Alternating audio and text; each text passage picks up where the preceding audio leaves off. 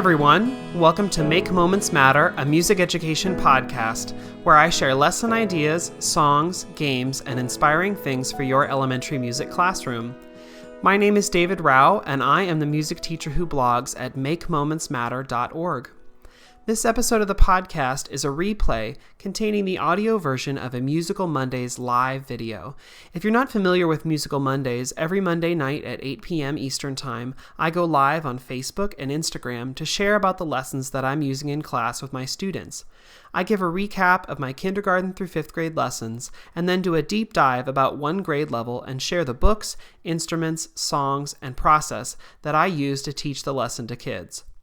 This podcast episode contains all the audio from the Musical Mondays video, but if you'd like to see a replay of the video itself, you can find a link to the archived video on YouTube when you click the link in the notes for this episode. Thanks so much for tuning in. Here's the show. Hey everyone, my name is David Rao, and I'm the music teacher who blogs at makemomentsmatter.org. You can also find my ideas on Facebook, on Patreon, on Instagram, on TikTok, a variety of places when you search for my name, David Rao, or Make Moments Matter. Tonight, I'm excited to talk with you a little bit about books you can use for Black History Month, or any time of year, honestly, but I'm going to just feature a couple and then talk about how I use them, especially with a substitute teacher. I also want to share an exciting new instrument that I'm using in my classroom and that you should check out too. So, a couple quick things. If you hear about an instrument or a book or a resource or something, and you're like, where can I find that? I have a links page on my blog where I add like all the links for the things I talk about. You can find that if you go to the video page on my blog, makemomentsmatter.org, or just click on the link wherever you're watching or listening to this. Also, if you don't want to like see me through a screen, if you want to see me in person, I'm going to be in person doing workshops in the next couple weeks. And I wanted to share about those in case you're around and you want to come join us. I'm going to be this week, this Thursday, Friday, Saturday at the Texas Music Educators Association conference in San Antonio, Texas. I'm presenting 6 sessions. I'm super excited. If you're in Texas and you're at TME, I hope you'll come up and say hi and, chat and like talk nerdy stuff about puppets. I hope you'll come and join us. It's going to be super exciting at the TME conference. TME is just an amazing conference, so hope you'll be there. The Alberta Orff Chapter Workshop, which I was supposed to do in the fall, had to be postponed. It's going to be on March 7th, and that's in Edmonton. So if you live in Alberta, if you live in Calgary or Edmonton or wherever, or anywhere else, other states and places, other cities or towns, names that I don't know, come and join us. And it's going to be a really great time. That's with the Alberta Orff Chapter on March 7th. And then another workshop, which I was supposed to do in January, but we got snowed out, has been rescheduled. That's with the Greater Rochester Orff Chapter. So that's near Rochester, New York. And that's going to be on April 18th. So plan around that. If you're in the Greater Rochester area, we would love to see you. It's going to be a fun workshop. So I hope I'll see y'all there. Okay. So speaking of like workshops and state conventions, things like that, I've been to the Wyoming Music Educators Workshop a couple weeks ago. I was in Illinois just a week or so ago at Peoria at their state workshop. And there are so many great things you can get out of going to those conventions. One of them is great professional development. You can see great sessions. You can learn from friends. You can make new friends. You can learn about things like, oh, I should be doing this now, or I should be exploring this or whatever. So like it's great for like learning new content and making new friends. I think that's maybe even better than the learning content, like going out and like having a pizza and like talking about your classroom, or like unloading or talking with someone else who understands what you mean, right? Like, so that is just so valuable and exciting and fun. Another thing I love, of course, I love going to sessions and learning about new stuff. I was sitting in the Illinois Music Educators Workshop. My workshop was going to be like an hour and a half or something, and I was sitting there with the workshop before, and Josh Southard was presenting, and it was this amazing session. And I was like looking at books and things that I needed to buy, and like putting notes in his session. So you learn a lot too. But one of my favorite things is to go to the exhibit hall and see what the vendors have brought, because every year there are like new things that I'm like, I didn't know that this existed, or I didn't know that this thing, this book was around, or I didn't know I had this service available to me or whatever. Or, sometimes it's just fun to like, oh yeah, I'm going to fundraise and like eat some of the like cookies and butter braids and whatever that are there. Like that's always a fun time too. But I wanted to share about an instrument that is very new and is so exciting. And I actually secretly kind of knew about this one last summer, because when I was able to visit the Sonar factory in Germany. Sonar is a company that manufactures xylophones and glockenspiels and metallophones. They do really amazing work. And this was in the like research and development like department, and we like weren't supposed to talk about it, but now it's actually out in the market. So I'm excited to talk about it. But I've seen it at conventions. So it's new this year, and a lot of people are like, I don't know. So I want to show you what it is and then talk about how I'm using it, because it's kind of cool as this new exciting instrument. So it's from Sonar, and it's called their Safari Glockenspiel. It comes in this cute little like tin. It looks like, oh, I got some like mixed nuts or whatever from like the Boy Scouts, or I don't know. Okay, so like fun, right? Okay, but inside there are two little mallets, and then there's an actual Glockenspiel on felt. So this is just, it's felt, and really thick, heavy duty, nice felt. On the other side are Glockenspiel bars, and they do not come off. And I think this is hilarious. Like when we saw it in Germany, they were talking about like they had to go through multiple rounds of figuring out like, how do you get it affixed? How do you get so the bars don't come off accidentally, but can come off? Like you can take them off. So if you wanted to set it in pentatonic or whatever, you can do that. But the bars do not accidentally fall off. Like that was really cool to hear them talk about it. Why is this a cool, fun, new, like, why should you get it? Well, it's not all that expensive. So for a Glockenspiel, it's not expensive. It's only like $60, which again, for a Glockenspiel, that's not bad. Okay. It makes a really great sound. I brought out, hold on one moment. I have my like very nice Glockenspiel, my like Sonar Meisterclass, okay? With like fancy mounts. Okay. I don't know if you're gonna be able to hear this on the video, but hope so. Great instrument, nice sound, very clear. It has a great, it resonates wonderfully. This is an alto, but I played in the upper range. Okay, here I am with the little tiny mallets that come in here, and I'll even play on the side. It's a slightly like, it's not as like resonant of a sound because it doesn't have a resonator box, right? But the sound is clear. It's absolutely on pitch. It's a nice sound. And when I don't have it on its side, I think I think it sounds just as good either way. But it like is a very, very good sound. Now I'm not gonna like, if I play at a state convention or something, I'm not gonna like have like a class set of these that my students are gonna like play. Like, ooh, we're playing at the National Art Conference and we're gonna get, no, like that's not why I would get this. But it, for what it is, it has a really amazing sound, right? Am I gonna have like my Orff Ensemble play a Meisterclass instrument or this? No, I'm gonna have them play like the full size, because also the Meisterclass comes with like bigger mallets or whatever. But this is not made for my 4th and 5th graders, right? Like this is not made with them in mind. Who is this made for? This is made for all the situations where you're like, oh, I really want to bring in a Glockenspiel, but I'm nervous. Preschool, kinder camp, or like kindergarten roundup, or I have a whole class of students who are on the autism spectrum who are working on communication or have less fine motor control, or I like, there are so many situations, especially I'm thinking like special education, where you're like, I want to bring in these instruments, but these kids don't have as much control over their movement or whatever, and I'm afraid that like in their moving or whatever, they're going to accidentally knock over an instrument, bars are going to come off. This one's not going to do that, right? I am not worried about this one getting hurt in any way. And so that's kind of cool about this instrument. It's easy. It rolls up, like it literally fits in. Hold on, let me put it in this can again. It literally fits in this can, right? So like super portable.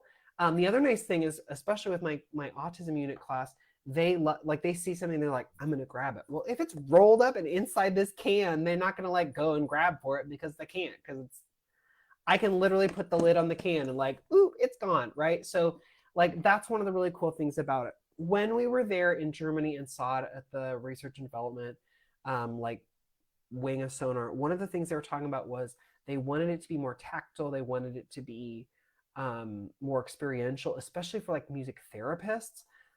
This is a great thing if you're like, I'm moving between rooms, or I'm going through a hospital, or I'm whatever. Like, it's super portable. You can wear the I mean, like, you can like lay down, put it on you, and you can feel it. So like that's super cool. Like, I remember laying down in this like wing of the R&D in Germany, and like they like laid it on our back and like played it so you can feel it. So like that's a super cool thing about it. So just think about like being able to experience it and explore with kids is super fun. But it's also nice in case you have a student who, like, I had a student who had brittle bone syndrome years and years ago, and we always struggled with how do you get the instrument to her but make it accessible for her. And she had this like tray that I could put a Glockenspiel on, and it was super easy for her to get to. But this is so low profile. I mean, like, look at it compared even to the Meister class, right? Like, it's really just felt, and it's so easy to put on there. So this would be perfect to set on a tray or set on a table or on a desk or something. So especially if you're like traveling from room to room, you're on a cart, or you have to go into a room and the teacher doesn't move things for you. Instead of lugging around a bunch of instruments, this is so much simpler. So anyway, I wanted to share this, not that you should like go buy 40 of them or whatever. Like, I'm not, Sonar did not ask me to like share about this, but like I've seen it in like conferences in the exhibit halls, and I see people like look at it and like, well, that's kind of cool. But I feel like people don't necessarily see its potential. And if you don't get to go to a convention this year, or maybe you went to a convention, you didn't get a chance to look at things, this is a super, super cool, like brand new thing that is absolutely worth checking out and looking at. Maybe get one, maybe get a couple, and just like see what you can do with it. Where can you learn more? You can learn more about it on the Sonar website, or West Music is selling them. That on the links page, I put a link to that so you can see it. If you are going to conventions, like if you're going to be at TMEA, I guarantee these will be at the West Music booth and probably several other booths. Go check them out and try it. Like, literally try it, flop around with the thing, take bars off, explore, try it. It's absolutely worth playing with and seeing some potential of like, what could you do? Because there are so many things I think you could do. Also, it's hilarious because when we were in the research and development department in Germany, they were talking about like, to be able to sell this, it's like there's something about it is an instrument, but because of where it's going to sell, they had to like fit toy requirements or whatever, like EU like toy requirements. So they're like, so technically, we are listing it as a drum and glockenspiel or something. They're like, because you can also use, like, you can use the can. So like they're like, everything is usable. Like, you can. So anyway, it is cool. It rolls up. It comes with its own mallets, and you can like use the can as a drum if you want. On Facebook, let's see. Ivy says, does it come with extra keys? No, it only comes with C diatonic. So I bet you could get like F sharp and B flat if you want. And actually, you know what? I have the other instruments that are the color-coded small glockenspiels at school. I'll take it to school tomorrow and see if I can put the other bars on it. I bet that I could. But I will get the like matching bars and check, because I have those, but I will check and look and see tomorrow to see if that's possible. That's a great question. Anyway, again, because sometimes people like, I don't get to go to a convention this year, or I went to the convention but didn't see whatever. The vendor didn't have. It's sort of cool that we get to see an experience. So I wanted to show this off and share a little bit about it, so you can go and look at it if you want. The other thing I wanted to share was two other things, because I'm thinking convention in my head. I have to take off days to go to these conventions, right? Like, who doesn't? And so that means sub plans. Also, it's Black History Month. How can I share about things and not stress about subs? And so I want to, and there's a sale on Teachers Pay Teachers right now. So like, let me something convergence of all three things. Which, by the way, if you go to Teachers Pay Teachers today, Monday the 9th, and tomorrow the 10th, you can get up to 25% off everything in my store and many other places. It's go stock up for convention goodies now, or whatever you're going to need. So one of the things I love to do to leave for a sub is I love leaving children's books, because subs oftentimes may not feel comfortable singing or dancing or moving or whatever, or playing instruments, but almost always they feel very comfortable with books.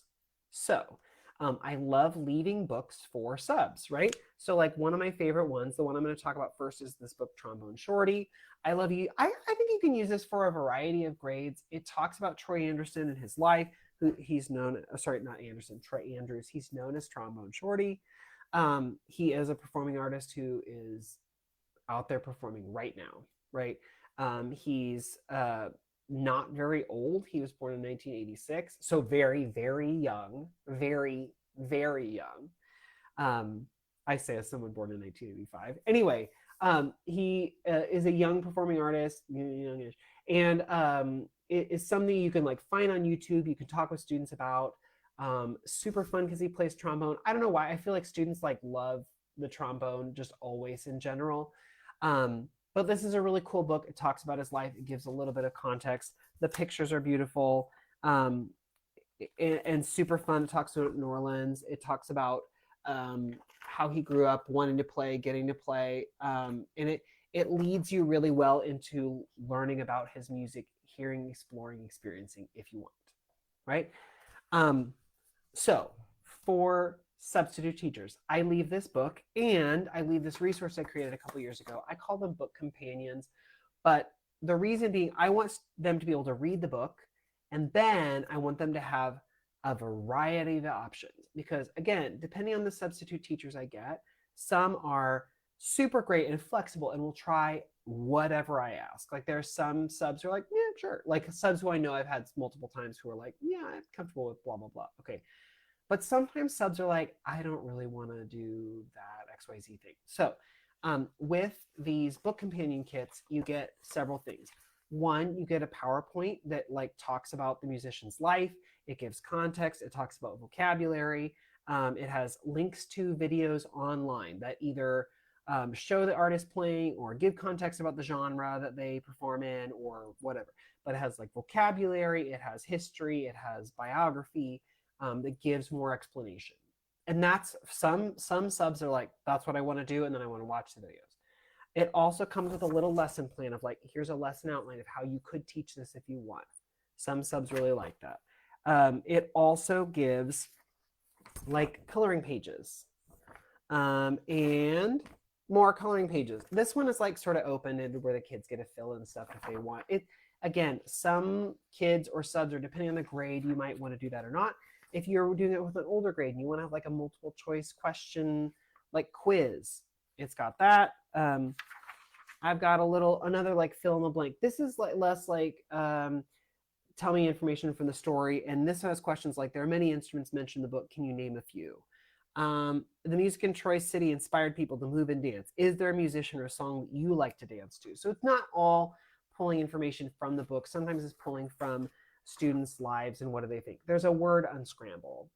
Okay, kids love doing that. It comes with a key as well in case you don't need to find the answers. And then you could also, depending on the grade, you have to do like a short answer essay, right?